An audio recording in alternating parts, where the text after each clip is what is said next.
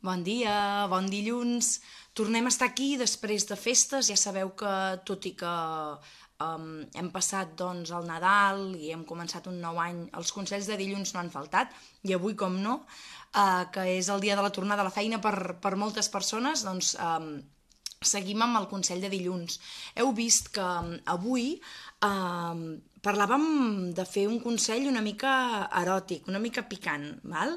I era proposar-li a la parella un nou joc eròtic, perquè sovint ens trobem que sexualment sempre fem el mateix, sempre i sempre fem el mateix. No hi ha res de dolent en fer el mateix si ens funciona i ens agrada, però els humans tenim tendència de que quan una cosa ens surt, doncs la fem d'aquesta manera una vegada i una altra, val?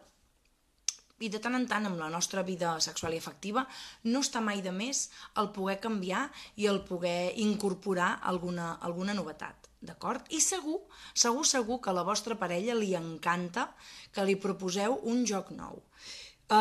Com pot ser aquest joc? Doncs clar, de jocs n'hi ha de molts tipus i tant pot ser des d'un joc molt senzill i per això no se li treu mèrit perquè per poder gaudir no es necessiten gaires coses, o també podem complicar-ho més i utilitzar quelcom més que no sigui el nostre cap i el nostre cos i potser inclús anar a comprar alguna joguina eròtica, val?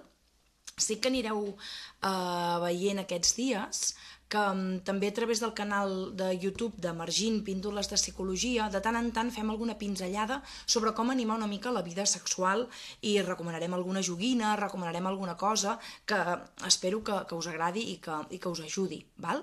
Però avui la idea és de primer descobrir què és el que més ens ve de gust, com ens agradaria jugar sexualment i com li podem proposar a la nostra parella, val?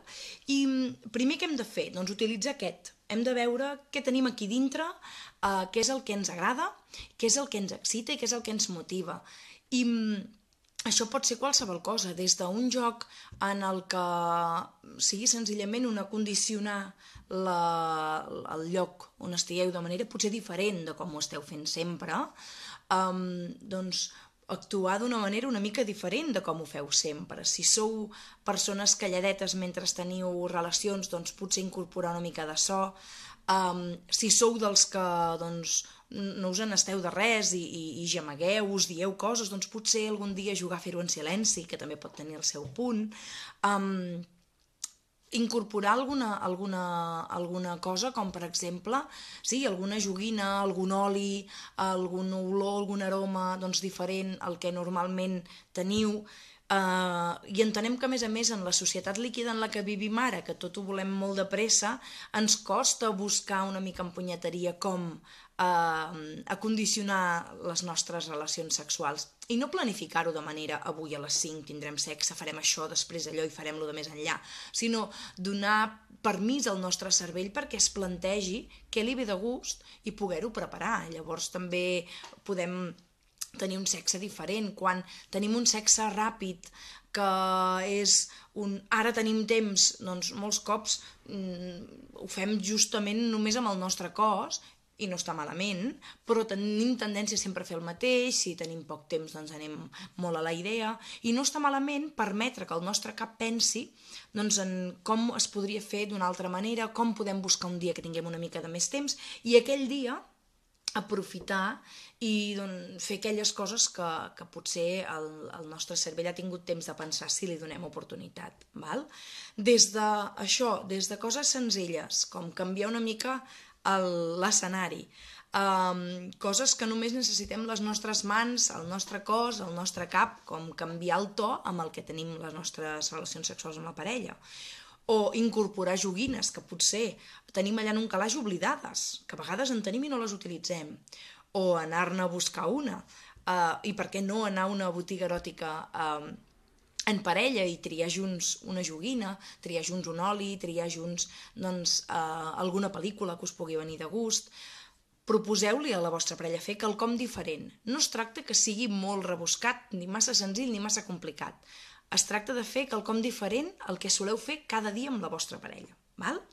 Llavors, fins aquí el consell de dilluns d'avui, però sí que és cert que jo sí que us faré una proposta directa d'un d'aquests jocs senzillets que podem aplicar en la nostra vida afectiva i sexual, però serà a través d'un descarregable en el butlletí del mes de gener.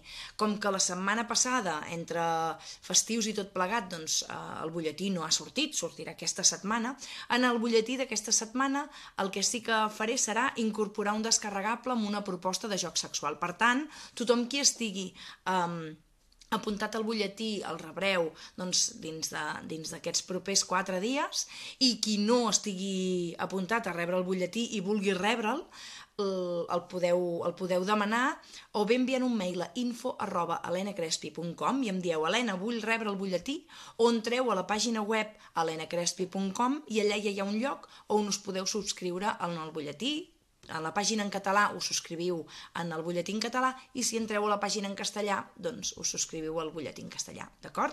Moltíssimes gràcies, que tingueu una molt bona setmana, aquesta primera setmana oficial de feina del 2017, i ens retrobem en el proper Consell de dilluns. Una abraçada, adeu!